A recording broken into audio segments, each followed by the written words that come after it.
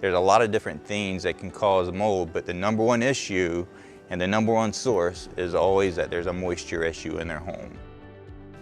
It is a chaotic thing for the homeowners, but it's important for us to approach every mold situation the same way.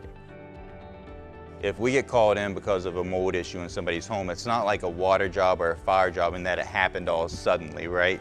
Typically it's been going on for a while. We see maybe their basement is taking in water. Maybe they've had a water loss and they just didn't mitigate it or take care of it well enough. Mold testing really helps us to pinpoint if indeed what these clients are seeing is mold, what kind of mold it is, and how much is there and where it's located. Usually what you'll do is you'll contain that door off or contain the hallway off, anything to block the rest of the house from that mold being present. Mold abatement could be demolition and removal. That would be the worst of it, or it could be just cleaning.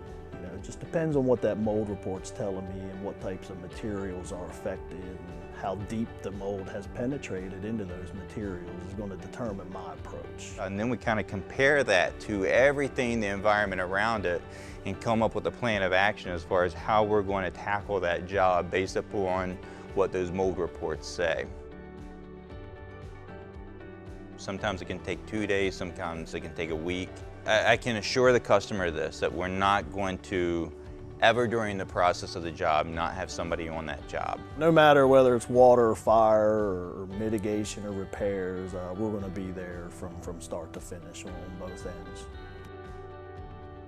Making sure that you do the job correctly and making sure you have a concise plan of action and you know exactly what's going on with that home is the first step that you take whenever you're doing a mold job.